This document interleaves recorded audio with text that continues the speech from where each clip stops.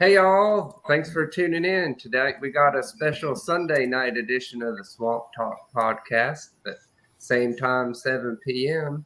Start off introducing the guest we got on for tonight. How's it going, Coop? What's happening, brother? How's it going?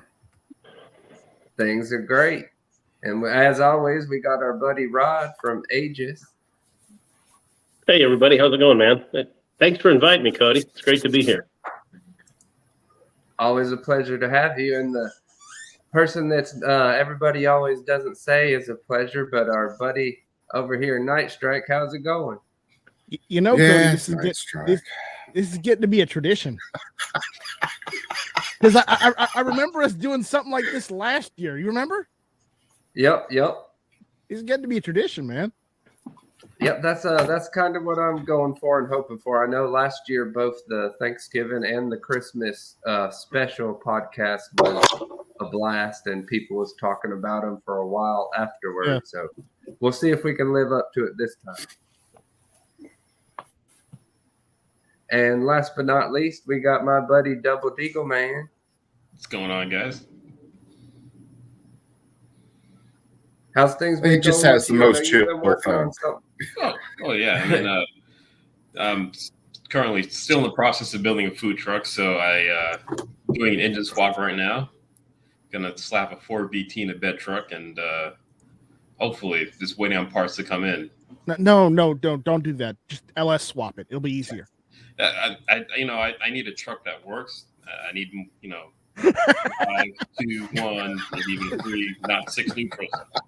No, that'll be fine. That's kind of important aspect of a food truck is to be able to move and not just be stuck. Yeah.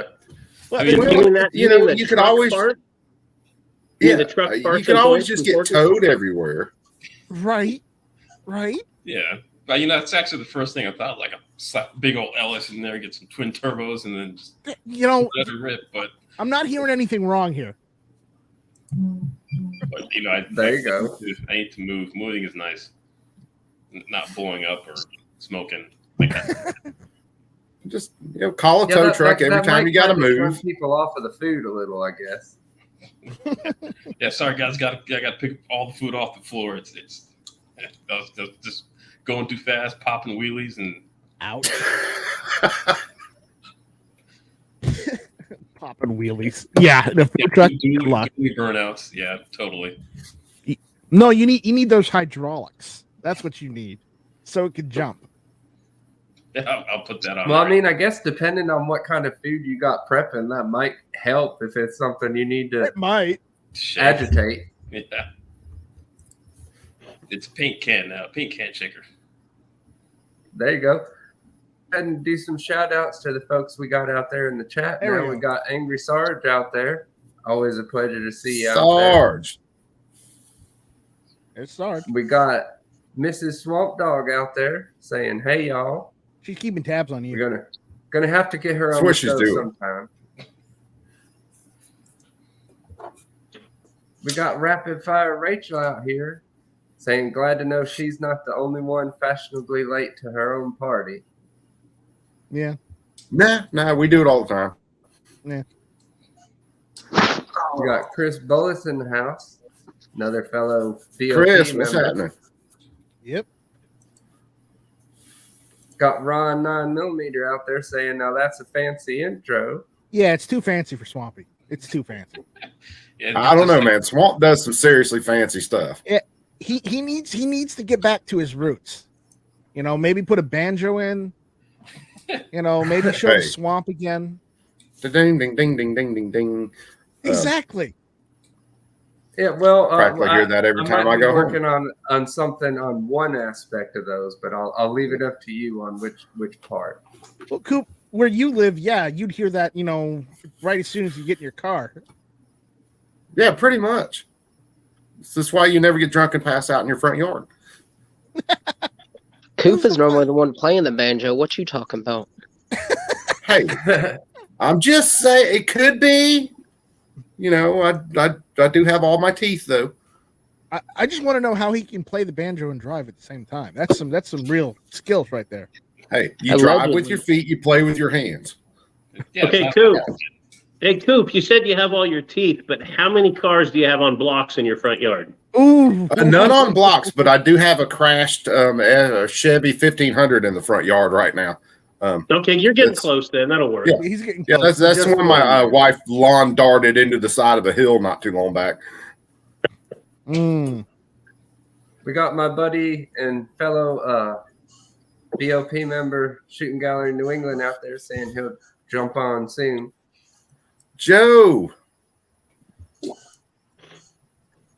He's been having a lot of new stuff coming out too. He's Yeah. been kind of kicking it in the range trip reviews. Yep. Yeah. Well, Joe took a little while off and he was chilling. Now he's back and he's back on his game. So he's doing good. I got to start doing those because I've got a range. I don't have a range. I have a backyard I can go shoot in. Well, that's my range. Yeah. Well, I mean, do my back- too. I do too, but it'll piss my neighbors off. Well, Yeah. Well, typically, if I do a whole lot of shooting, my neighbors just know I just built something new. my neighbors get pissed off all the time. They call the cops. The cops come over. I'm like, I'm shooting in the county. What's your problem? Well, I live in city limits, so mine will get really uptight. Well, see, my house. Oh, yeah, they'll get it's real not- uptight. not so but my friendly to range popping is in a different popping on a- rounds off in your backyard. on a county property behind my house. So There you go. that's why I get the cops. They're like, oh, it's county. Yeah, I'm shooting on county. They're like, not our problem. They leave. But Yeah, I worked. pretty much. I was a general manager for a equipment rental company in Houston. We had a big lot out back, and we had these the like concrete pipes, the big Yeah, ones, the culverts, and then the box that they all go into, the main box, that big square box. We had some of those out there filled with dirt, and we'd shoot right in city limits in our back of our shop yard with suppressed guns all the time, and nobody knew what was going on. Yeah, Oh, yeah. that's one That's one wild. other perks of suppressors too. Even though that things ain't movie silent and whatever, they do help things be a little quieter. Yeah, but with Oh, other yeah. commercial businesses around in traffic, nobody hears it. Yeah, which the commercial districts, you got so many hundreds of decibels just Yeah. background noise going on already. Yeah. But yeah, I'm glad you mentioned about how Joe's had took some time off and working on stuff, and then back at it now and crushing it, because that's one of the first things I was wanting to mention. All right, we got a bot out there. Is that I your was is fixing this to your say- new business, Cody? That's I your was new gonna business? say, It was online. I was working on getting rid of that here while I was trying to be mid sentence. But yeah, that's something we've been doing, is taking a little bit of time off. I know y'all noticed that I ain't been posted nearly as much as I had been since we went to the GunCon event up there at Brownells. Yeah. But there's a whole lot of stuff that we had happen right after we was coming back from there. We started having some car troubles. We've been having to deal with that. Thankfully, I think that's worked out now. But coming back, I've got word that I was accepted to go on to the Build Box TV show from Gun Talk Media. It's kind of like a forged in fire type of deal for gun builders. That's gonna be cool to watch you on. We gotta like I said, you said it'll come out on the regular, or come out on the TV, and then it'll come out on their YouTube later, right? Yes, the way that they're doing it, the actual, I think 3 or 4, maybe 5 episodes have done come out so far now. It comes out on the Outdoor channel for people that has Outdoor channel on cable, satellite, Hulu, what have you. But for people that don't have all that fancy stuff, Gun Talk Media actually has been posting all the episodes up over on their YouTube channel a week after they come out on the TV, like how some of the streaming services do. A week after it's live, then you can start binge watching it. Harsh, Chris. Harsh.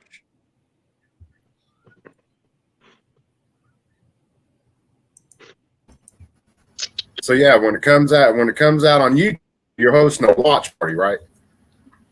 Yeah, I'm gonna keep an eye out. We're gonna get another another good panel together, and we'll host a watch party. I'll also link to my episodes over on my channel on a playlist so that folks can watch along together. Now, are you having to cut your own barrels too, or what are you doing with it? Just assembling, or are you cutting barrels with reamers and tap and die, or what all are you doing? Well, it was, I think most of their stuff was AR based, and it was more of picking the parts and, you know, assembling everything start to finish. There wasn't no actual threading things and stuff like that. It was more of more assembling than building for the folks that it always ends up getting into that debate. Well, I mean, if they're doing an ultimate build off to see who the ultimate builder is, then, like, no offense, I don't mean this to degrade anybody that puts together ARs, but like, that's not a true gunsmith if you're not cutting barrels and you're not creating thread pitches and stuff like that.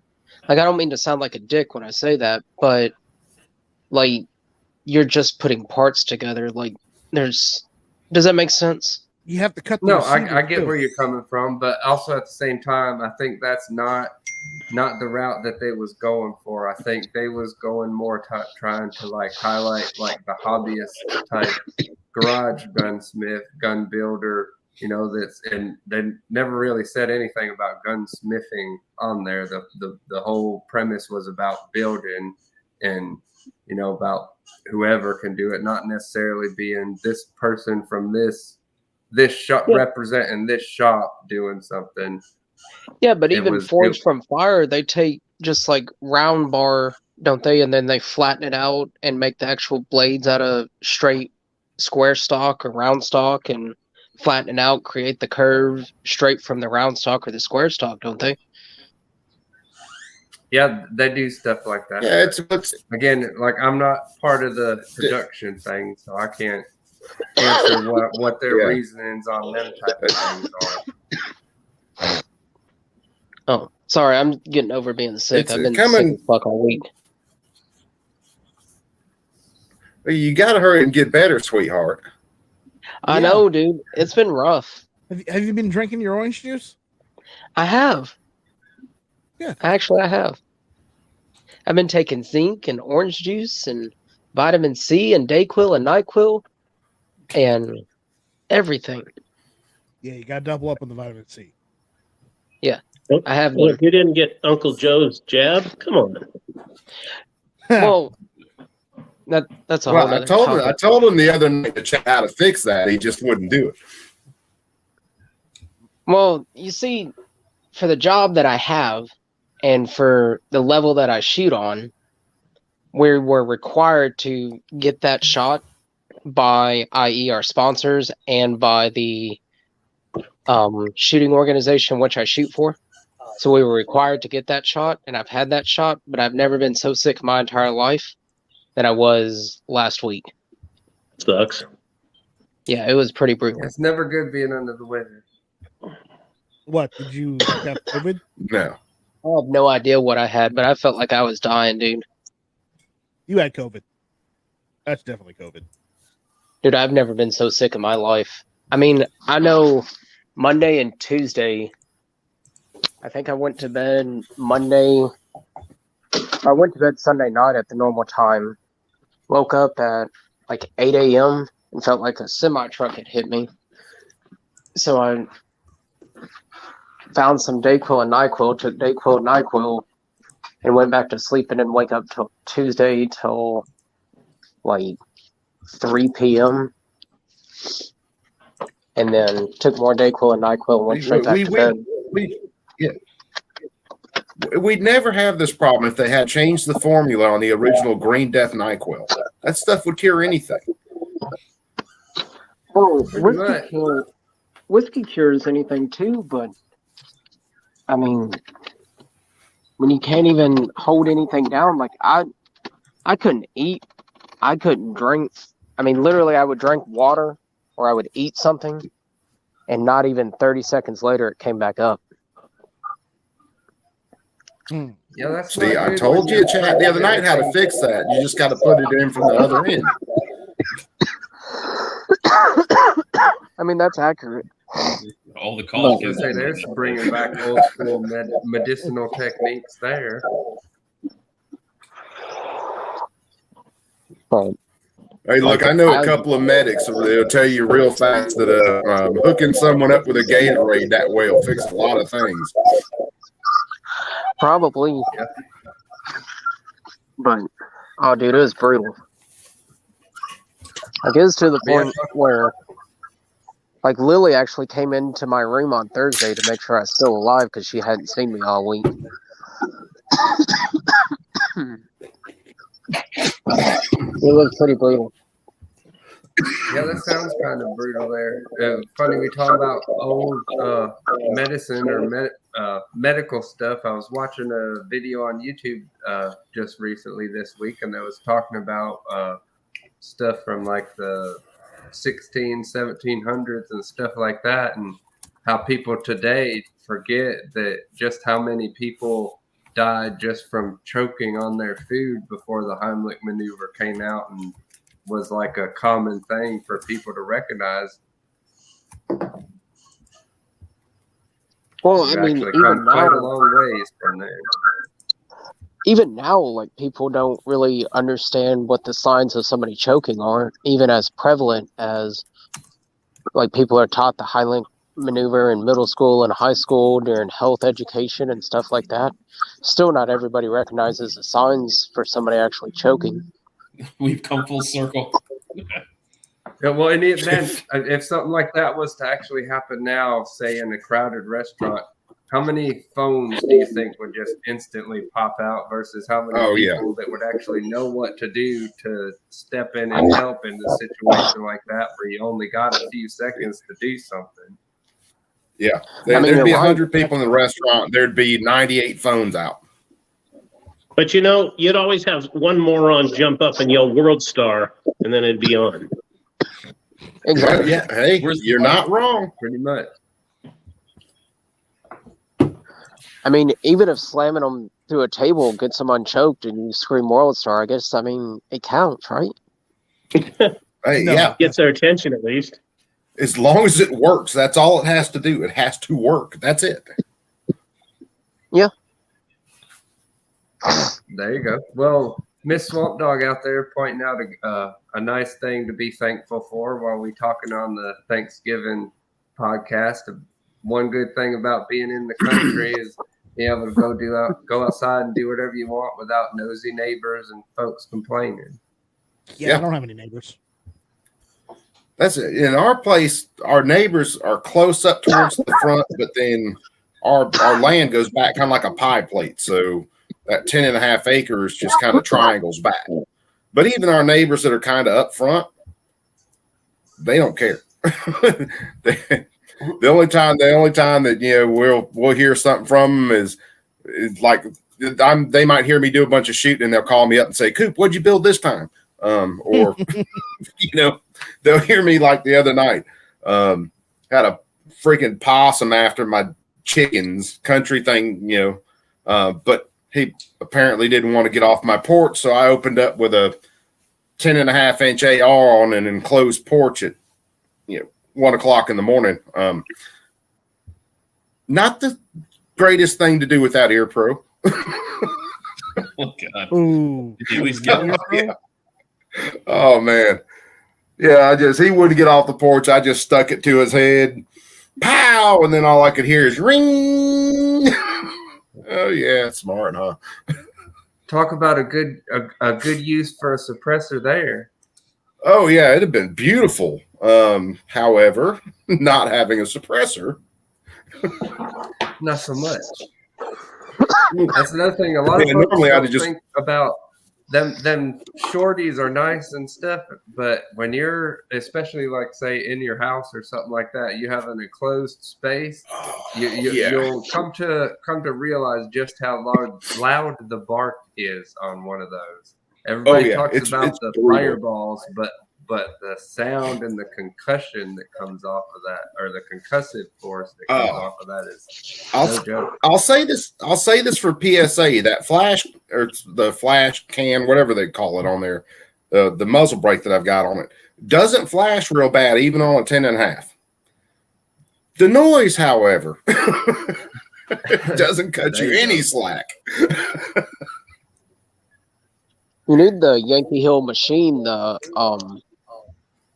blast can or faux suppressor that throws the sound in front of it. Oh yeah. Have you seen those? I saw one on a video. A dude had it on it was either a 45. It was a lever gun. It was either a 45-70 or something like that. But with the camera positioned back behind the gun, it wasn't that bad at all. No. Yeah, I'm not as familiar with the Yankee machine ones, but I've been following the Call Valley Precision linear comp thing since they came out, and some of the similar products like that, and how much of a difference it actually does have from the shooter's ear with it not actually suppressing things and just pushing it forward. And it doesn't actually, you would like, just off the top of your head, you would think that if it's pushing everything forward, that's got to mean that it's going to recoil more, and it really don't recoil as much, as much as you would be thinking. Yeah, those things are crazy, man. I know a year ago in September, my cousin went to the range with me, and we were shooting my competition rifle, which has an Area 419 Hellfire brake on it. I don't know if any of you know what the Area 419 Hellfire brake is. It's a 3-port. I'm familiar with the company name, but not that product. It's a 3-port compensator, and it literally just blows the sound and the gas out the sides. It's just a 3-port or a 6-port, really. It's 3 up each side, but they just consider it a 3-port. And he shot it, and he thought he had his ears on, and he forgot that he didn't have his ears on. And it ended up cracking a tooth on the inside of his mouth. Ooh, God. Dude, I was just fixing to say, I thought this story was going, he thought he had his ears on. Well, now he doesn't have ears on anymore. Yeah. Like, blasted them all. No, it cracked his tooth, and it messed him up. Like, it was to the point where we quit shooting for that day and just went home, and he went to the dentist the next day over his tooth. There you go. Yeah, but that going back to the concussive stuff like that, bro, that's one of the things that modern medicine uses now for something like, say, for example, kidney stones. They use concentrated sound waves to do that. Yeah, ultrasound. And you got, because it's not just the air pressure. It's literally vibrating. And that's the same concept how bone conduction headphones and stuff work. Yeah. And my wife got a set of them, and I tried them out, and first time I've ever used them, which I thought immediately, hey, they'd be great for hunting. I could listen to stuff, and then I'm not occluding my ears when I'm trying to listen to stuff either. So I could sit there and listen to whatever I want, and there's no real sound coming out anywhere. It's just, and my ears aren't plugged up by an earbud or something like that, like they normally are. Yeah, the bone conducting headphone things are pretty good, but you're never going to get the clarity that you will out of a in-ear type setup. But for something like for communication purposes or something like that, for just something in the background where you actually got something else that you're really needing to focus on, they really do come in handy. Yeah, I mean, because when I'm in the deer stand, I'm not worried about thumping bass or anything like that. I'm normally listening to either books or some radio show. I might be listening to YouTube like this. If I miss it at night, I'm listening to it in the stand in the morning or something like that. So I'm not worried about the best clarity on the planet. But not having my ears. Hunting, that's one of the reasons why I'm having to postpone some of the actual range visit videos, because we're right in the middle of deer season down here, and that's one of the things I always try to do is be respectful to the hunters and don't go out creating a bunch of noise pollution when they're out there trying to, get dinner, so to speak. I don't have that problem. I just go out in my backyard and shoot and be done with it because it's my property. Yeah, well, considering I work deer processing too, I have a lot of them folks end up coming to me, so I don't want to, make any of them give any of them any reason to try Well, see, that's your first shy problem away. right there. That's your first. Uh-oh. See, Night Strike, he actually cares about his clientele. I care about my clientele too, but only. That's only. I only work with computers, so I don't have no problems. Yeah, he don't have that problem. So Yeah. Where are you Well, at? that'd be Salt? He can be mindful of his clientele while they're completely somewhere else. somewhere else, So, Well, that'd be like Aegis over here. That'd be like Rod just completely trashing all of his customers and then wanting them to buy cleaning kits. It works very well.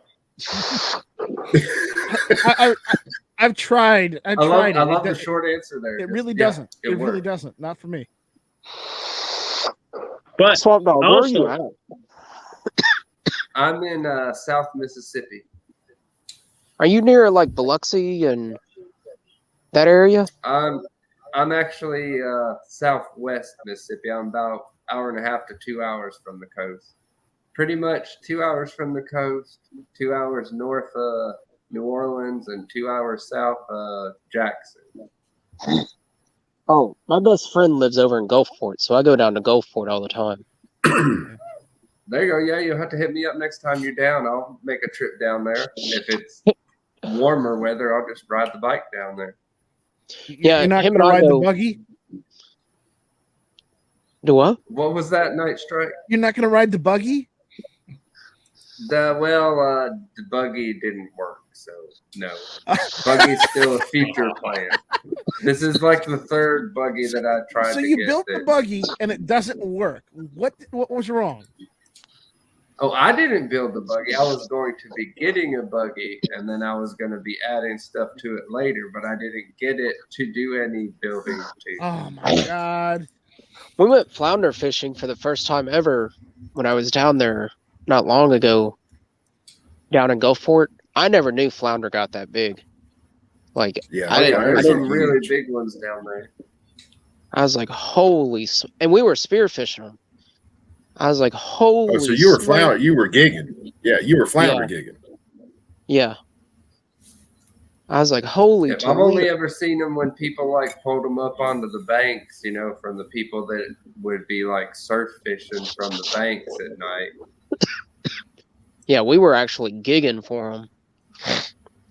Talk about a fish or an experience that's not what you'd expect the first time you see one of them in person versus just a picture or something on TV or something like that. It looks like it shouldn't even. It looks like it should come something from Stranger Things has invaded your reality. Well, that's the thing. So, like, I've shot flounder in warm water, and I don't like down in the Bahamas and stuff like that. I've shot flounders on reefs, and I guess they just don't get as big on the reefs as they do in the flats. And I was like, holy smokes. I don't know what it is about the water in Gulfport, but there's something in the water. There has to be. Maybe the lack of current. They don't have to work as hard so they can get fatter. I don't know. Yeah, all that corn mash they keep. About the ecology underwater out there. Yeah.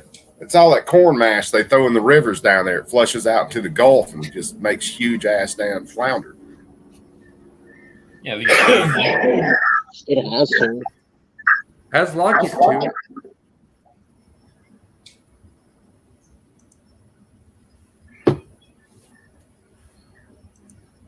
But So what do you got going on there, Rod? Well, I could hardly hear you, Cody. You're breaking up, kind of doing a weird robot. That's bending ballistics. We were hearing the echo from him. Oh, okay.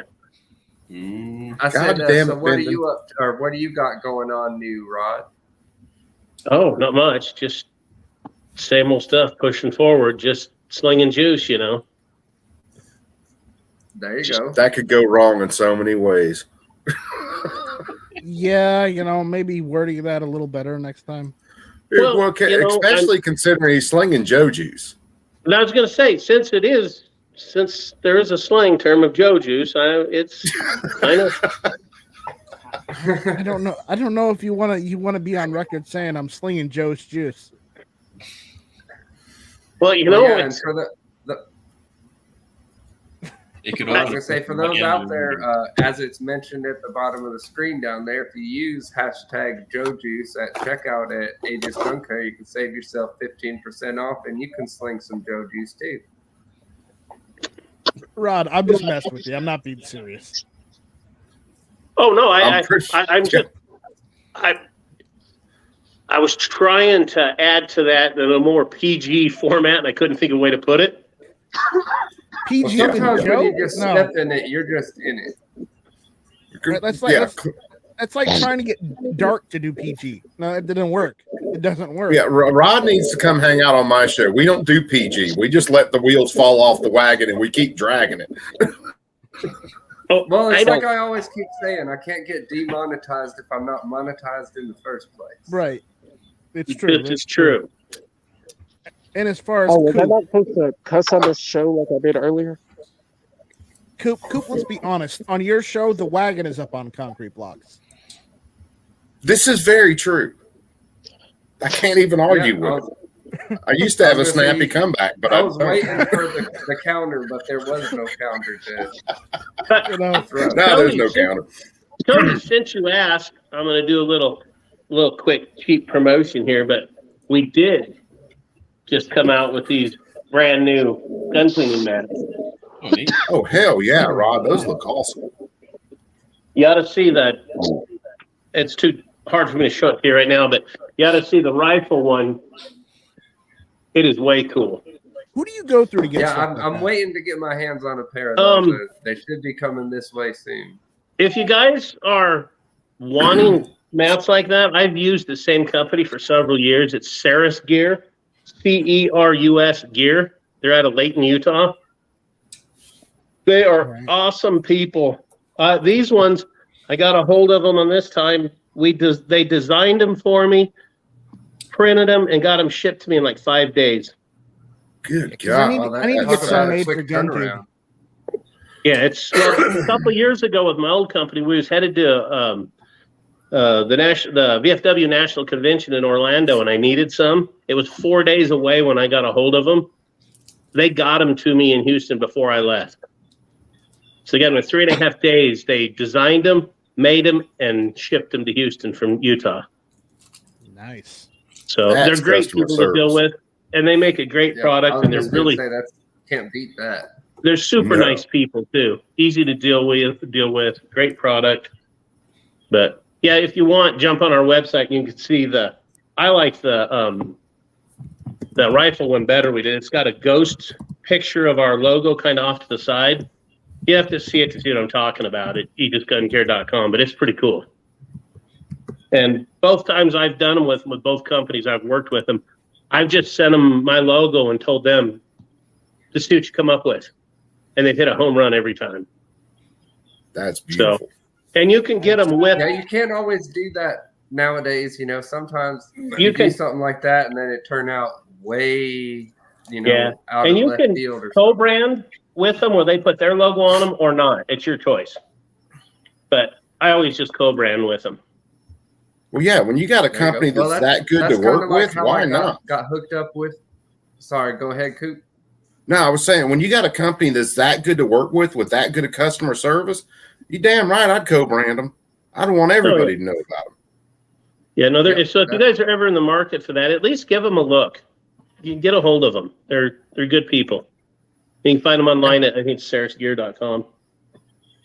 So, I'm actually fixing to throw their link out in the chat. Good deal. yeah, no, they're cool people. I mean, I love dealing with them. But that was my shameless plug for my company there. But that's our newest thing is we just came out with the gun cleaning mats, and they're actually fairly popular. We've been selling them, so it's pretty cool. There you go. Nice. Yeah, I know. Yeah, Like I was right. gonna say, I knew I was had my eye on some of them as soon as I seen y'all's first post about them. Yeah. They're always popular. People like them, and They look really cool. But the one's like a 36-inch long rifle one, and then this other one's what they call a deluxe pistol. Then they have like 4 or 5 different sizes. Then they have a smaller one. It's almost like a mouse pad. So we got those with my old company, and they're a EDC mat is what they call it. We used them as mouse pads. That's what I'd use it for. Yeah, that's what we did on that size. I was just thinking it would be nice to have a smaller size of one of them gun cleaning mats to use for a gaming mouse pad. They do. They have it. I think they call it their EDC level, and it's a smaller one. We use them as mouse pads. I just didn't order any of that mice nowadays, especially like this one that I got, they have like little polymer, they call them sliders on the bottom of them. So having something slick like that, because the mouses nowadays, we've come a long way from the ones that actually have a ball in them that you got to roll around on something. No, we've come a long way. We come a long way from the old track pads. Yes. Hey, don't laugh. I probably have some of the old ball mouses laying around here somewhere. I do too, and I've also got a trackpad lying around because I still use it. I had a friend of mine back when I used to do a lot of the computer IT type stuff that would be all he would use. Even when he would game, he would use one of the thumb wheel trackballs. Oh my god. Poor and guy. like that's what he used for like doing all his graphic stuff. He always used that big trackball. Hey, so Aegis, I got a couple questions for you about your gun cleaning stuff. Go for it. So I use a company that all their stuff is organic. So it's safe around pets and kids and stuff like that. Does Aegis use stuff that's like pet friendly and just No. Unfortunately, our cleaner, we don't call our solvent a solvent, we call it a cleaner because it is a little less aggressive than your solvents. I mean, it's harmful. It's somewhat earth friendly. You could drink it and it's not going to hurt you. Might give you an upset tummy. I wouldn't tell you to do it. But our lubricant, no, it's not. By no means would it be safe to have around kids or animals or stuff like that. So, no, just right up front, I'll let you know. No, not at all. The only safe one I remember was fire clean, and that was just vegetable oil. Yeah, I mean, fire clean. I remember it. Yeah. So now, I mean, no, just rewatched. I was supposed to say I just rewatched Carl and Ian's video on fire clean of cooking breakfast with fire clean. Cooking eggs with fire clean because it was just straight vegetable oil. That's all it was. Well, there's just other things that are like that too out there. Yeah. So, but no, like I said, I was just curious. I didn't know. I've got a bunch of pets, and I've got a young kid that lives with me, and then also stuff like that. But so I was just curious, like if y'all stuff was safe around like pets, because like my dog does come down into my gunsmithing room with me down here. Yeah, no, I would love to tell you that it's safe, but it wouldn't be safe around you. You wouldn't want your kids getting into our lube, especially, or your dog, or anything. Because I think our lube bottles even say you don't want your kids getting into any of your lube anyway. I think it even says on our bottles, "Keep away from children." So, well, I mean, this brand says it too, like keep away from children, but it says like if kids or pets get into it, it's not gonna hurt them or kill them. Yeah, now our solvent, our cleaner is not gonna hurt them. Maybe, like I said, give them upset tummy. But the lube, on the other hand, it could. It's all man-made synthetic chemicals, so it could do some damage. Probably not a little bit, but I would imagine any kind of decent amount might not be good. Yeah. Oh, obviously. So don't go chugging on Joji's. And I will tell you, I was trying to get one of my filling machines working one day, so I was trying to siphon through it, and it wasn't working, and I sucked in a big old mouthful of our lube, and it isn't pleasant. So, and I didn't die, and I didn't grow a third arm, but it was pretty nasty. What temp does your lube like break down heat wise, and then freeze wise? What temp does it like freeze? We haven't hit any of our testing either of those limits yet, so I can't tell you. Do you know how cold you've tested? We've had it down, not officially in the lab, but we've had it out in a real world situation using it 60 below zero. Okay. And What about That's mid mod? colder than I would even be thinking of anything that I'm going to be facing here. Yeah. Yeah. But, no, we haven't had the official test done, but like I said, we had a buddy of ours took it out in 60 below weather and gooped up his gun really good with it and let it sit out there for hours on end, and it never stopped the gun from functioning at all. No, I just didn't know. Like, you hear all these stories from companies that are like, oh, well, we've tested it here, we've tested there, but nobody's like, well, we've actually had a guy physically try it, and you know what I mean? Like everybody And says, we did. yeah.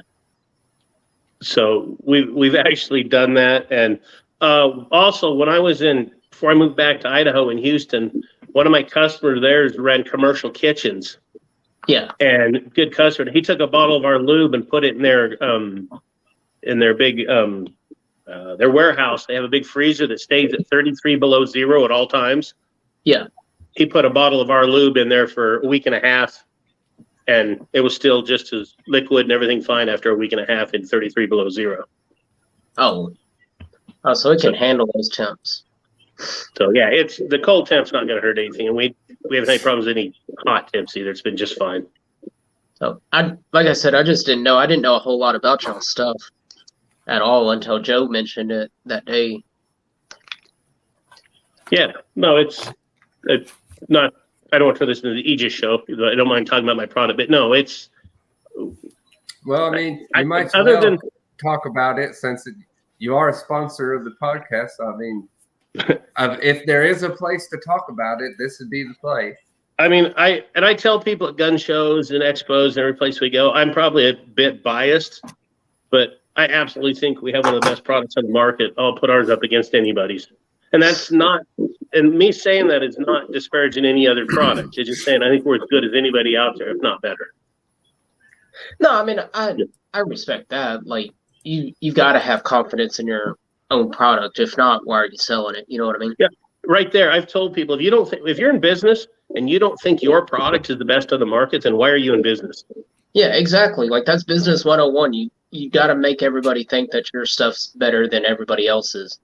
Well, would you rather me? I've told people at gun shows this. They ask me how good our stuff is. I said, well, I think we're the best. I said, I've had people go, really? That's kind of arrogant. I said, well, what would you rather have me tell you? Oh, we're about the 33rd best in the world, but we're happy. Well, you gotta believe. You gotta believe in your product. I was just going to say, how confident are you going to be in anything when you walk up to the salesman and he's not confident in his own stuff? Yeah. And that's supposed to be what the typical salesman is. He's supposed to make you want it because it's the greatest thing ever. And I'm not a salesman. The salesman part of this is tough for me. You Yeah. know, No, Kurt24 mentions another newish product y'all put out this year, with the needle applicators, and those really are a game changer combined with y'all's lead. yeah, I think those applicators came to be. I think one of the person harassing me about it was Angry Sarge, and there was a couple other people that kept bugging me about them. So we finally went and made it a part of our lineup and got them in, and they've been very, very popular. I'd never used them for myself. I'd never used them, and since we got them in, that's all I use on my lube bottles. That was those needle applicators. I love them. gotcha. So, but no, it's like I said. I mean, if that's a concern of you in your environment, in your place, I'll just be honest with you. Our products probably aren't for you then. You know, No, just like I being said, honest. Chris Bullis has a good salesman answer for you. Well, it doesn't work, but we want you to buy it anyway. Exactly. Yeah. There you go. Or you'd be like, hey, it's better than frog lube, right? That's fucking awful. There's the salesman statement of the year. We're better than frog lube. It's better than frog But lube. buddy, is that like having a knife company and saying, well, we're better than a rock? So Well, yeah. that brings me to it. That brings me. I need a slogan now. I'm better than government, and I'm not trying to screw you. That ought to be my, You slogan sound right like a there. politician. Well, no, because see, Exactly. I am better than government, and I'm not really trying to screw you. So No, like I'll be Well, then you 100%. can't be in government then because you're not lying to us. no, that's why I can't run for office. I'll be 100%. Like the lube that I use is Pro Shot Zero Friction. That's the lube I use because it's worked in all the temperatures, and like in 3-gun, as fast as my bolt is moving in 3-gun, the Pro Shot's the only thing that's been able to keep up with it. Well, why don't you? I will tell you right now, and I'm going to make a statement here, and I'm not going to say that I know every lube on the market, but this past year, we just upgraded our lube, and we added tungsten disulfide. The chemical, it's IFWS2. So what tungsten disulfide is really good for is a low coefficient of friction. And from what I could find so far on the market that's released and the information's out there, it seems that most of the products on the market have a coefficient of friction of 0.11 to 0.15. Yeah. Ours is at a 0.07 with tungsten disulfide. And tungsten disulfide, just being an additive, it by itself has I was reading a report by this expert in the field, and he said tungsten disulfide has the lowest coefficient of friction of any metal coating on the planet at a 0.003. So that's one of the reasons that we added that, is to really bring that coefficient of friction down, because like we all know, less heat, less metal wear is always good. And if you're shooting competition, you know that. So Exactly. I mean, dude, I've worn out bolt carriers, so like I'm right there with you. Like I understand all that. Like I've worn out bolt carriers, I've worn out firing pins, I've worn out. yeah, I mean, you gotta realize on an average year of 3-gun, I put between 25 and 30,000 rounds through my 5.56 alone. you are the guy. You are the demographic. Not bullshitting you at all, but you're the demographic that we kind of went after in mind with adding this tungsten disulfide. Yeah. I'm very honest with people. Our old formula of our lube compared to our new formula, if you're an everyday shooter and you shoot, let's say, less than 1,000 rounds a year, you're not going to notice the difference. It's not going to be apparent to you. But somebody that shoots 5, 10, 15, 20, 30,000 rounds a year, they're going to start noticing the difference. Yeah. So that's kind of it's still good for everybody, but we really wanted to chase that too, for that really sustained and be good for the high end too.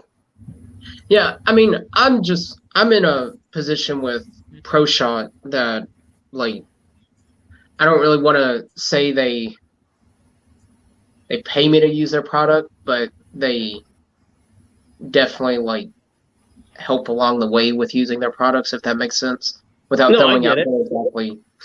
And we have some shooters that we don't sponsor, really. We don't pay them, but we basically pay them with in-kind stuff, with shirts, paraphernalia, lube, solvent, cleaning, stuff like that. So we're not really paying them, and they reached out to us. So yeah, that's good. I get all that. But yeah, also, I mean, if and this is me not being a great salesman, I guess. If you got a great relationship with them and the product works for you, I mean, good for you. Run with it. Well, like that was the thing. So, like, I've even been transparent with everybody on this. Like, even when I started YouTube, like, I don't know shit about reaching out to companies. Like, I really don't. Like, I can talk big game and all this, that, and the third, but like, I have no idea about reaching out to companies. So it's like, because with 3-gun and my long range stuff, like, I had companies come to me. I didn't go to companies. So it was this flip of a coin when you get on YouTube and it's like, oh, you got to go to companies versus they watch you work for it for all these years. Yeah. And it's like, but you didn't earn it at that point. You know what I mean? I don't know. Yeah, no, I get it. I'm not good going after people either, because I'm not in that game. And to be honest with you, the first couple of people that reached out to us, they'd gotten our product from a friend or whatever. I didn't know how to react to it. I'm like, I don't know how these work.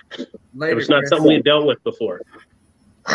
Well, and that's exactly how I am. Like reaching out to these companies, it's like I don't understand any of this stuff. It's like I know the people I know amongst like the companies that I shoot for and stuff, and it's like I know those guys, and I know those guys really well. But outside of that circle of 30 people that I know right there, it's like I don't know anybody else. Yeah, If that no, I makes get it. I get it. I totally And do. that's actually kind of the opposite of me, because that's one of my biggest specialties is reaching out to folks. Because I'm of the mindset I'll reach out to 50 companies, and even if only one of them emails me back, it was worth it to me. Because if you my grandpa always told me, if you don't put in the work, or like the perfect example that he used to always say, don't go praying to win the lottery if you ain't going to go buy the ticket. Right. Yeah, there you go.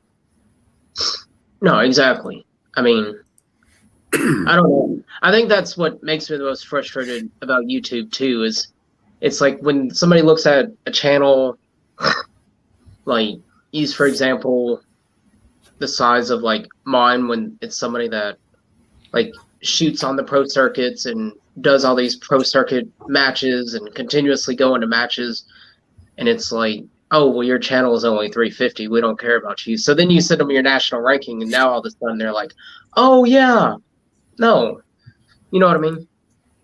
Yeah. If that makes sense. I think that's my biggest frustration with it. And that's one of the things that there's no real like set stats, or there's no standardization is the word I'm looking for. There's no standardization of what the specific criteria that any particular company is looking for to be working with someone, for example, like a YouTuber, as someone to rep them, or what have you. Every company looks at things a little differently, where like what you mentioned, a lot of them, which I think it's changing some now, but like back when a lot of us got started and stuff, it was all about subscriber number. Yeah. But it's also, guys, it's also not knowing, like us, not knowing what, I know we're in the gun business, that's what we market our products for, but there's other things we find out customers are using our product for. And learning that, then knowing where to reach out to people. Like for instance, here in Idaho, there's a gun shop that I was trying to get in with, and they're transitioning away from firearms, and they're doing a lot of air gun stuff.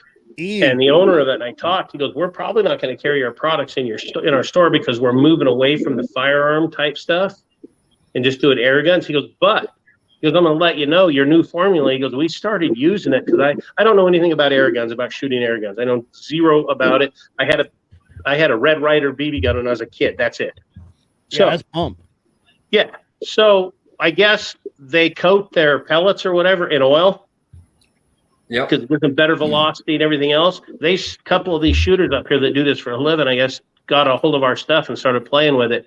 And what they told me this last week was they're testing right now with our product over the other stuff they typically use is very promising, is what he told me. I said, well, that's cool to know.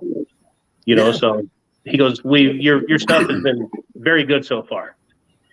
I thought, well, that's cool. Speaking of alternative uses, have you talked to any skate shops? No, but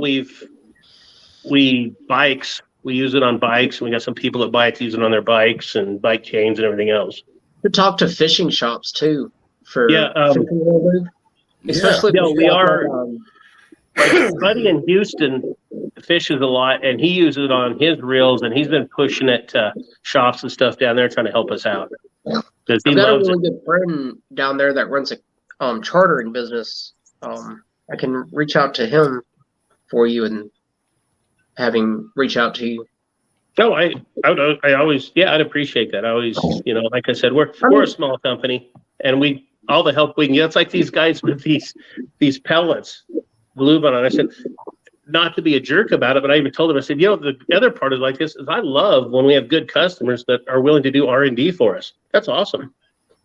You know, Yeah. so And something like that, that's one of the type of things. I know some folks that do the like professional level airsoft and air gun stuff, and that gets to be a really competitive group to where they'll do just about anything they can to get that little bit of edge and something like that. And it's like where you're anything actually else. coating the pellets to get every little bit of velocity out of it that you can. Even if it's a 0.1 difference on the friction or whatever it is that makes it different from what the alternative is, folks is going to go for it. Yeah, but the thing is though, Cody, and this is not whining or complaining. It's something we will get to. We're new in the business as far as a lot of this goes. But I've reached out to some people that are fairly big in that part of the industry and stuff. The problem is they already have people they're set with and they've used them for years. Yep. And it just takes time for us to get out there and get it going. That's why it's cool for us to have a local bunch of guys that do this semi-professionally started using our stuff without us even pushing it on them. Because sometimes that being at that grassroots is a hell of a lot better way to start. Well, and we was talking about the salesman stuff earlier, and that's, in my opinion, and that's the way I try to approach things with my stuff, is I put a heavy emphasis on like word of mouth. If you doing something that people's gonna be wanting to brag about to their friends, then that's gonna grow more than you spending the time trying to like push it on them. When they're wanting and craving it, everything's gonna be easier to sell at that point. Yeah, exactly. Yeah, well, you're right on that, Bending. I saw that. But no, it is what it is. And I mean, but the cool thing for us is I just love that some of the community we've got involved with, and like in the chat right now, Angry Sarge bought our stuff a while back, started using it. He loves it, and he's been such a huge proponent for us and backs us. And that stuff is cool as hell to have people do that. They believe in you. They don't even really know you and just jump up and start. Then you get to know them. Yeah. So, Like I said, I had questions because I've never talked to you. Had no idea who you were, anything like that. Like I've heard Joe talk about your stuff. I've heard Swamp Dog talk about your stuff. I've heard Coop. I've heard Night Strike. I've heard Rich, Crumb. Wow. Everybody's talked about it, but I've never physically talked to you, so I had no idea who you were or anything. So I was just curious. Somewhat overweight, middle-aged dumbass in Idaho, but that's me. Oh, before he said Idaho, I thought he was talking about me. Everybody can Before he said Idaho, I thought he was talking about me. Together. You know, I'm just like, wow. Yeah, gee, thanks, Rod. You think it's hard trying to get a hold of people as just, you know, a guy who runs a YouTube channel, or, you know, say, or just that. Try hosting a social media platform and getting companies to talk to you. Oh, I bet. Oh, yeah. You know, half the time I send an email out or a phone call or whatnot, I don't get any response back. You know, I keep bugging them. I still don't get any response back. So I guess I must be on some sort of blacklist. Well, you said Bending, you said Joe for Shooting Gallery in England. But one of the reasons that Joe and I have over a year or two even though we've never met in person, we've talked a lot, we're on a lot of podcasts together, but we've built a relationship, is when Joe was first starting a few years ago, he was trying to get people to send him products to review. Yeah. And nobody would send him shit. Yeah. Yeah. Because he was new. I heard about him from CloverTac, who's a friend of mine. We're personal friends. And I was like, what the hell? I reached out to Joe and I said, here, you want some stuff to review? And I shipped him a care package. Yeah. Oh, yeah. You know, he loved it. And we've been friends ever since. And see, that's how this industry used to be. Like when I first got into 3-gun and into the extreme long range and the long range of things in the competitive side, that's how it used to be. And now the long range side is still like that, but the 3-gun side is nothing like that anymore. It's so cutthroat now. But the whole gun community's gotten that way though. So cynical and cutthroat and to an extent, like the extreme long range side of guys that I shoot with, like at the extreme range stuff and the long range stuff, like it's not like that because we're such a niche market and Yeah, we're such a that's niche community. Like we're extremely tight with everybody. Everybody knows everybody by first name. We all have each other's phone numbers. Yeah. Like we call each other all the time, talk about load data for a new round. Like And we're trying when I say cutthroat, I guess that's kind of a blanket statement. I mentioned this on Angry Sarge show a while back too. That gets me about the gun community is how dare you be in the gun community and you try to make a new product or improve an old product? How dare you do that? Because everybody on social media in the gun community is going to rip you apart. Dumbest thing I ever saw. You're a moron. It's like, why do you do that? Why do we act like that? Well, we run into that with everything in the gun community, though. You know, when bending, and I'll say this: when you're talking about, say, long range or extreme long range, you're dealing with a lot smaller community. Oh yeah. So a lot of the times you're going to deal with people that are more of a like mind. If you get into the greater gun community, I mean, we still got people in the greater gun community that say they're for guns and vote for people that want to take our rights away all the time. So there's, well, you know how that is, but yeah, you end up with the know-it-alls and I mean, it just. I don't know if it's because people are jealous that they didn't think of something or whatever it is, but we've dealt with it a little bit, but not as much as I've seen some other small companies jump on social media and be happy about their product. They're excited. And then you get this long list of all these experts telling them what morons they are. How they should have done it, like they don't know no better. Well, you see it with the AR-15 platform. When the 224 Valkyrie came out, everybody knew the 224 Valkyrie was going to have problems with the 6.8 parent case. Like everybody knew it was going to. Primer pockets were a problem with the 6.8 SPC prior to even going to the 224 Valkyrie. But when you bumped up that pressure and went to the Valkyrie and went from a 27.5 degree shoulder base or shoulder bump to a 30 degree shoulder bump, you created pressure that transponded from 21,000 psi to 28,000 psi just by a 3 degree shoulder bump.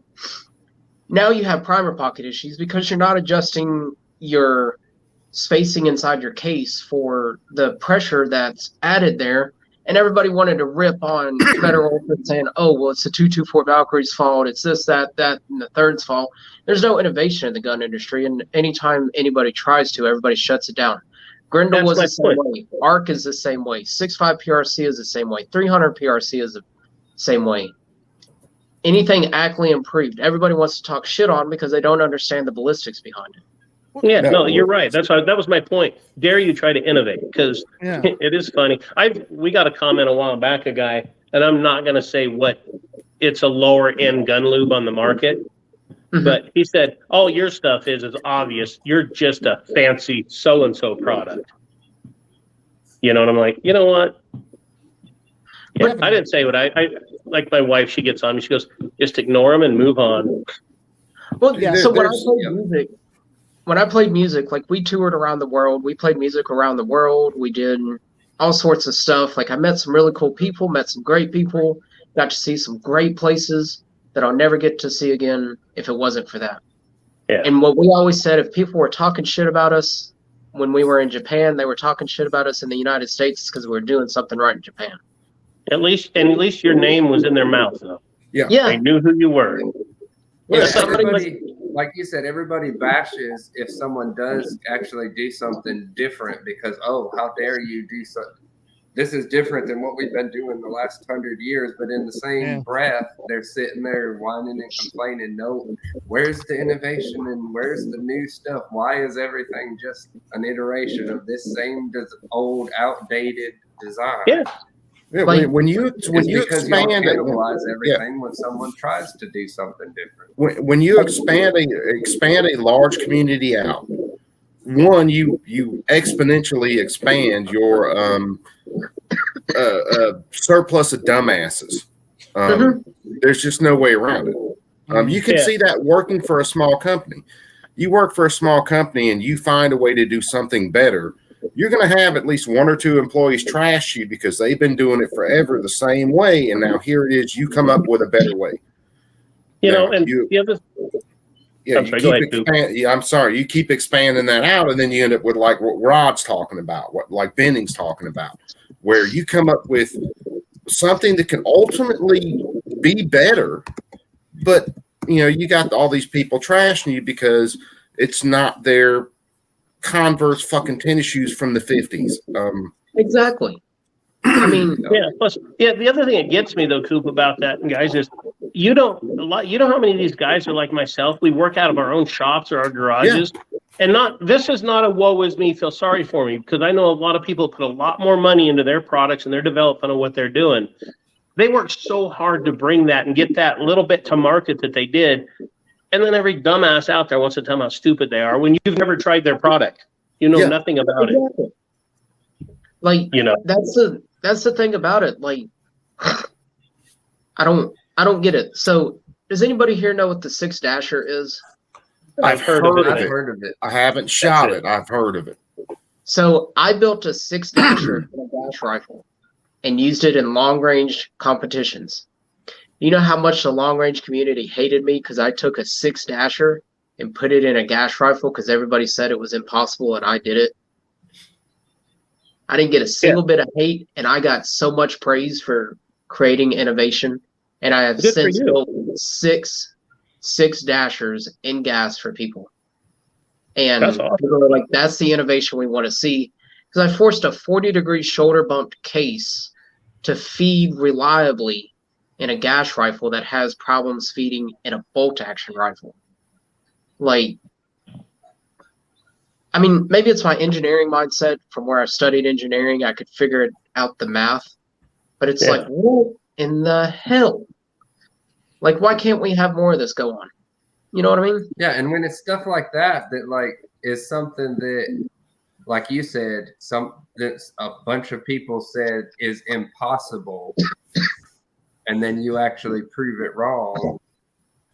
Some of those you have like a mix. Either they're going to still be dead set on what they said in the first place, or you're going to have people that's actually going to pay attention because you did something that they didn't think was possible, and then that starts conversations on stuff. It's like the 277 Sig Fury. Everybody talks about 277 Sig Fury as a barrel burner, but how many people here have physically shot a 277 Sig Fury? I have. I've shot it with Sig. The 6.8 by 51, the it's the new Sig round, the bimetal case. Okay. It's the 277. But have you shot the actual full power loads or just the civilian loads?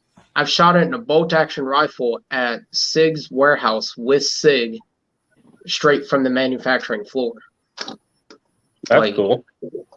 So, not to throw any credentials around or anything. Yeah. I don't want to be that asshole, but it's like everybody talks about how it's a barrel burner, but the 277 Sig Fury or the 6.8 by 51, the XM105, whatever you want to call it, the new military special ops, whatever, hoop, blah, blah, blah. It's 277 Sig Fury. Is what it is. Like, legitimately, that's the round of what it is. It's 277 Sig Fury. And it is no spicier than a 6.5 Creedmoor. It shoots flatter than a 6.5 Creedmoor, but it carries more energy than a 308. Like, but the other funny thing to take that to another level, though, is people say it's a barrel burner. I've heard that on different calibers all my life. Yeah. Those people running their mouths, how many of them have ever burnt a barrel out in anything? Yeah. Well, the people saying it. I'm sure you're you not have. one of the folks that's running their mouth about it, though, as well. Yeah. To be you're a one true of the ones that actually does burn things down to find out what I've shot how to make it last more next time. I've shot tens of thousands, hundreds of thousands of rounds in my life. I've never burnt up a barrel in anything I've owned in my life. Yeah. To be a true barrel burner, you're looking at heat and friction. Okay, so you're looking for full automatic fire in a firearm. So you're looking at getting that barrel up to ultimately so hot to where you actually start to ruin the temper on a barrel, then you can shoot rifling out. Unless you do like bending and you're shooting 30,000 rounds a year, you can take cartridges and you can push them out there, because ultimately you still have copper on fucking steel engagement running down a barrel. Right. It is. The issue with people saying that you burn out a barrel is you really don't burn out the rifling in a barrel. What happens is you burn out the lands and grooves from the constant combustion right there, and it makes it brittle. And right there in the throat. Yeah. So this is a 308 barrel that I actually burned out 2 years ago, that I had to recut. And from right here to right here, which is where my lands and grooves are. So here's my throat right up here. And then here's my, well, this is for a gas rifle. So really my throat is more like right here. And then the lands and grooves start about right in here and end about right here where the rifling starts. Yeah. And from right here to about right there is completely bare. And that's when you've shot out a barrel, because now you have no lands and grooves anymore. And it's from the constant combustion happening right there. But you got to realize, I started in gas rifle in long range. There's no cooldown period in between stages in long range. It's not like what people think, where it's, oh, well, I shoot once and then I wait 20 minutes and I shoot again. No, I'm shooting between 10 to 13 rounds every stage, from 400 to 1,200 yards at different positions in 90 seconds. Yeah. And then after that, I have to go to the next stage, and I have to do it again. Then after that, I have to do it again. I might have to do that 16 times in a day at a match that's 112 degrees outside. Well, heat destroys a barrel, just like Coop said. It's metal. How do you damage metal? Heat it up, cool it off too fast. I mean, it's physics. Yeah. So it takes a long time for copper to wear down rifling. And the only way you speed that up is to get it hot, and then you can wear it down quicker. And then with the explosion, that ultimate explosion that you're having in that rifle, then you're wearing out your throat and stuff like that. But still, with the pressures you're running and the materials that those barrels are made out of, 277, all that shit. No, I mean, you shouldn't be eroding the throat like that. No, unless it's under full auto fire. Even full auto, dude. Like even full auto. You take the 1919 that they literally used for years in the military in full auto, no holds barred. They were running 70, 80, 100,000 rounds through a barrel, switching out the barrel, throwing out another barrel. That way that one could cool off to run another 60, 70, 80,000 rounds through, throwing that other one back on and still using the same barrel and still shooting tight enough groups with it for it to still be considered mil-spec accuracy, which mil-spec, we're just going to call it what it is. It's the military's minimum requirement. Yeah. So, I mean, like, mil-spec's not what everybody thinks it is. Mil-spec is what the military says. This meets our basic requirements, so we're going to call it military specifications. Yeah. This was built by the lowest bidder to the lowest specifications. It would actually work. You mean when somebody says that we have military grade? Yeah. Yeah. Dude, don't insult any of my guns that way. Come on. Hey, I'm just saying. When it even comes to me buying parts for P45 Liberator was a military grade gun. Yeah. But if you shoot it more than 3 times, it's not going to work no more. Yeah, but that was literally the purpose. Shoot it once and take their gun.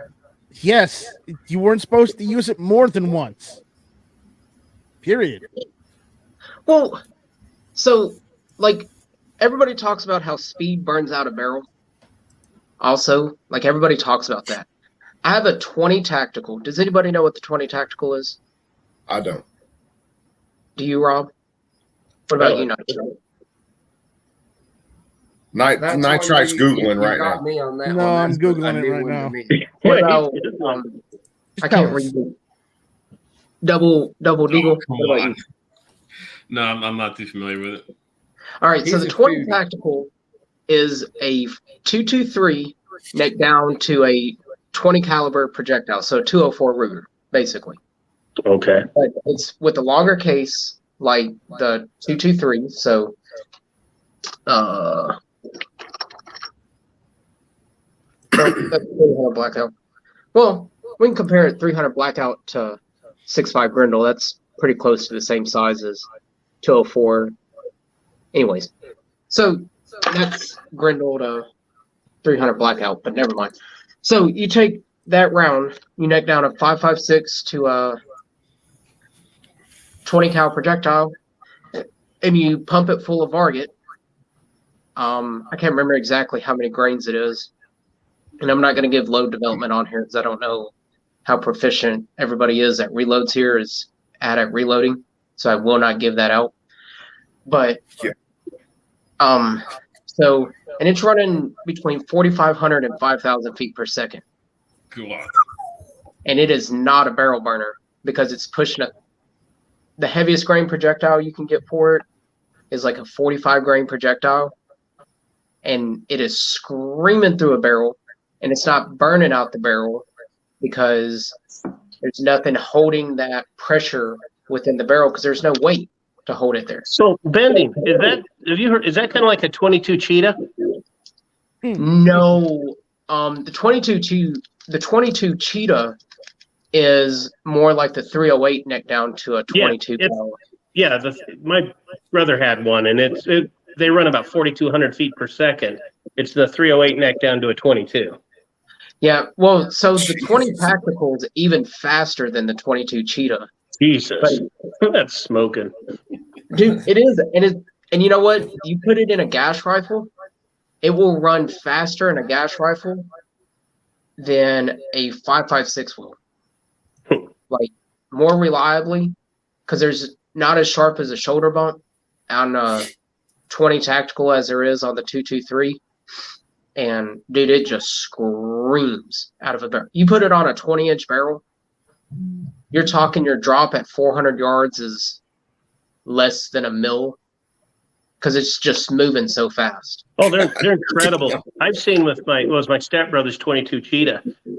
You hit a coyote at 100, 150 yards with it, it turns them inside out. Yeah. I mean, it's amazing. It's the same with the 20 tactical or 20 tactical and 20 practical are the same round. They're just different names. The practical is more for bolt action and the tactical is for a gas rifle, but they're the exact same round, more or less. They're just like 223 and 5.56. Yeah. Pressures are the difference. Okay. That's cool. But ultimately they're the same round, if that makes sense. Yeah. And it's screaming through a barrel, but it's not a barrel burner. There's guys that are talking about how they have 10 to 12,000 rounds through a barrel of a 20 tactical that are still shooting 1/8-inch groups at 200 yards. That's a lot. You would sure think, I don't know a lot about that stuff, but just even for my dumbass, you would think 10,000 rounds of something smoking that fast would damage a barrel. No, because there's no weight behind it. Yeah, no, I see that it doesn't. It's cool, but that's amazing. There's anemic amounts of powder. So 223, your average load with Varget, I want to say is like 11 grains of powder. Don't hold me to that. I'm not for sure because I don't load with Varget on 223. But I want to say it's like 11 grains of powder. And 20 tactical, it's a little bit less because it's a lighter projectile. And it's just screaming through there. Yeah, that's amazing because I always thought that Cheetah that's the fastest running gun I've ever seen. But then you take another round like the 6 GT or the 6 Dasher, or the 6 BRX or the 6 BR, And you're talking 1,000 rounds through the barrel, and the barrel shot out because I don't know why. Maybe 6mm projectile, but 1,000 rounds through the barrel, and the barrel shot out, and it falls apart at 100 yards. So I don't know. Some of that's got to be depending on barrel and stuff. 6BR, hell, that's what my wife shot her first deer with, where our first buck with was 6BR. And that's a screaming round, but good God, man, it's I've seen it. It's much like a 243. I've seen it pass right through a deer and the deer walk away with it like nothing happened to him. It's one of those crazy rounds. I don't know what swamp. Oh, I was like, I don't know what Swamp Fox has me all lit up, but I feel awkward. Hey, man, we just wanted to make y'all big and sexy. Yeah. Spotlight of the night right there. Well, that's cool. But yeah, y'all, we done went over an hour and a half now, so I think we'll start winding things down and pick this conversation up again on another On the Thanksgiving podcast. chat. Yeah, we'll go ahead and go around the room and let y'all, if y'all want to say something that y'all looking forward to or thankful for, and then where folks can find you. We'll start out with you, Coop. Oh, always the fat guy. Coop, C&T Designs. A lot of you guys know me already. Do a lot of stuff on gun laws, bitch a lot about the government. Thankful for stuff, man. Just thankful for family. Thankful for guys like these guys. We've talked a lot in the last little while on some streams I've had and some streams some other guys have had about the community, the core community that we have with everybody. It's been really amazing. I can't talk about most of these guys highly enough. Now, Night Strike, on the other hand, well, ouch. You know. Ouch. It's you, Coop. It's you. Shots fired. Oh, at man. the same time, you can only really get away with stuff like that when you're at the close enough level to consider each other family. Well, yeah, that's when you know you love each other, because all of us only mess with the people that we really love. Concrete blocks. This is why the wagon is on concrete blocks. Because Night Strike keeps coming up there and stealing the wheels out of spite. I was fixing to say, yeah, you know. No, that's Dark. Dark thinks it's funny if we take the wheels off. There you go. But no, he's got to get materials somewhere to be building all the PWEDCs. Right. Well, this is true. But no, it's what I was saying about this community. All you guys are such good dudes. Guys in the chat, guys that we talk to in chat all the time, guys that we're on shows with. It's this big community of people that like-minded, love freedom. You're the best group of folks out there, guys and girls. I mean, sisters and brothers and everybody, man. It's awesome. So that's besides my own personal family, you guys are a lot of what I'm thankful for. There you go. Well, I'm glad to be included in part of that. And on You that definitely note, we'll are, go over there to Rod. Well, to start off with, like I said, Aegis Gun Care. It's my wife and I's company. I guess mainly hers. I work for her. She lets me have a title. So you can find us at aegisguncare.com. I mean, check us out. If it's something you want to look at, buy something. If you don't, if it's not for you, that's great too. We can still be friends. What I'm thankful for is, and kind of like Coop said, I'm mostly thankful for family and friends. To me, that's kind of what it's about. I'm into this and I'm into business and what I do. And to me, building relationships is as important as just about anything. I would rather build a relationship with somebody than have that relationship instead of just sell them a product and never see them again. You know, try to do that with dealers that we deal with. So, but just thankful that I get to be in this business, in this industry, and get to do what I get to do. And like I said, Awesome. Being a small company, we appreciate all the business we get. We'd love it when people give us a shot. Try us out, no matter what you've been using. Try it. If it doesn't work for you, throw it in the trash and go back to what you were doing. But I'm pretty sure that's not going to happen. So, Yeah, I got to get a couple of those myself. so, but I'm out. again, thanks a lot, Cody, for having me on tonight. I appreciate it, Yeah. bud. Definitely, brother. Always a pleasure to have y'all on here, and we'll go clockwise, and that means next up is going to be Double Deagle Man. Oh no! All right, well, I'm Double Deagle Man. Sanjay's my name, but kind of thankful for just making it through another year because it was kind of tough, but not really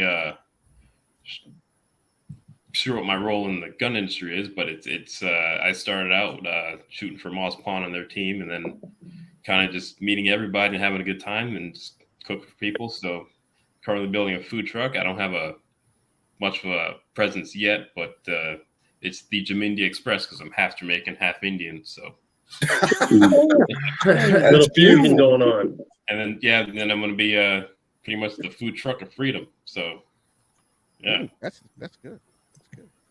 I can dig Awesome.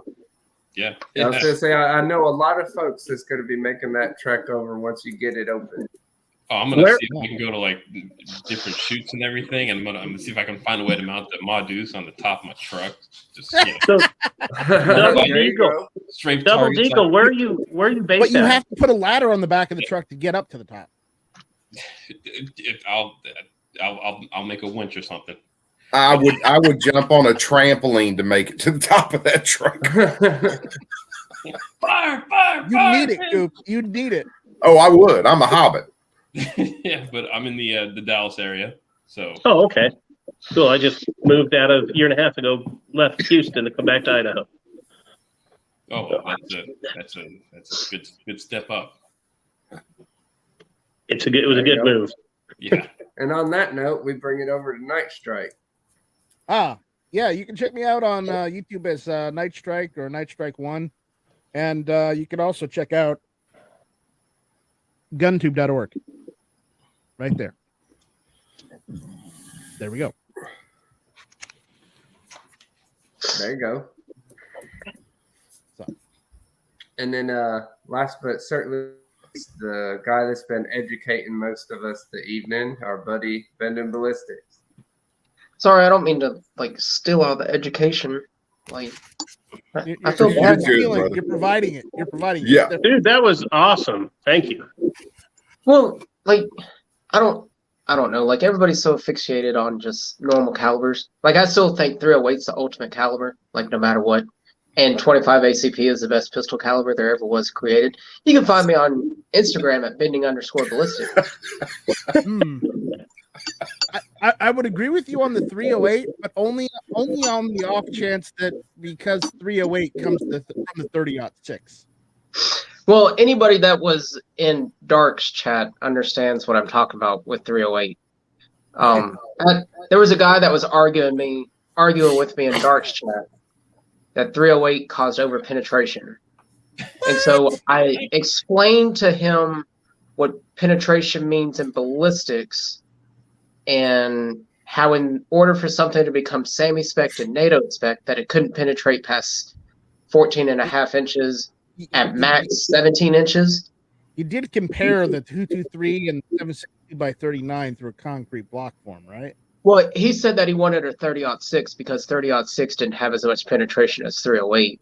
Well, here's the joke. Here's the joke. Same bullet in the cartridge. I will take people that don't understand ballistics for 500, Alex. Yes, exactly. Well, There you go. And that was kind of the entire conversation. And even Dark backed me up on it and was like, hey, Bending is right that you really need to understand ballistics if you're going to try to argue about ballistic coefficients. I mean, literally, my name is Bending Ballistics. I was just going to say, someone's going to strike up that argument when you literally have ballistics in your name. I mean, that's kind of the wrong conversation to be having. Well, in people's defense, alcohol, tobacco, and firearms has all that in their name, and they don't know shit about firearms. Whoa. I've got something for that. The AFT. There we go. And on that note, I think that's a perfect segue to end the stream for tonight. I want to give a big shout out to all my friends like y'all out here on the stream, and for the folks that wasn't able to make it. Like everybody has mentioned on here, the biggest thing that I'm thankful for is the friends and the connections that I've made in the industry, and the friends that I've made from being out in the chat, and then now seeing some of the same folks out there in the chat on my shows. The support and all that stuff is what means the most to me. And I know some of y'all's mentioned about not liking or being good at reaching out to people and this and that. But like I said, with me kind of picking the hard road and doing something that no one else is doing, I kind of have to do all of that reaching out. So when I have folks like y'all that do get back to me to become friends with, that means more to me than anything else. So Absolutely. thank y'all again out there for watching, and keep an eye out. We're going to be bringing the Swamp Talk show back again as a weekly show again. So be looking on the Instagram and Facebook and YouTube for the notification for the next show that comes out. And after the holidays, we're starting up a one-on-one interview podcast where we can actually have like the Aegis show or the CMMG show, where we actually go a little more in depth about a specific company's products and stuff, so that we don't end up having someone overpowering the chat. And sorry about that. My bad. Sorry. Yes. Oh, you CMMG? You mean these guys? Yep. I'm so upset that I didn't get to make it to the IV88 this year. The shirts from this year was awesome. The Captain Crunch. CMMG. Well, you were at the gathering. Cody, are you going to go to the gathering again? I'm planning to. I got to look up again, find out when it is, so we can get things scheduled. It'll probably be around the same time. I'm planning to try to stay for more than just the one day again this time, so we can. Dude, you should have, because you and the missus should have came with us when we went to that barbecue place over in the town. I found a really good barbecue place there. It was awesome. And we had that conversation at the end of one of my other streams, and you was talking about how good their gravy biscuits was after we just got done having a conversation about not being able to find places that have good sausage gravy biscuits. Yeah. And now that we're getting everybody hungry, I'll go ahead and end the show on that. Make sure y'all have a safe, check in with your family and stuff, and hope y'all have a good Thanksgiving and not too many, family disruptions and stuff like that, and keep your dinner table conversations at least below fisticuffs. And y'all be good. What if it's double fisting though? Knives don't include fists.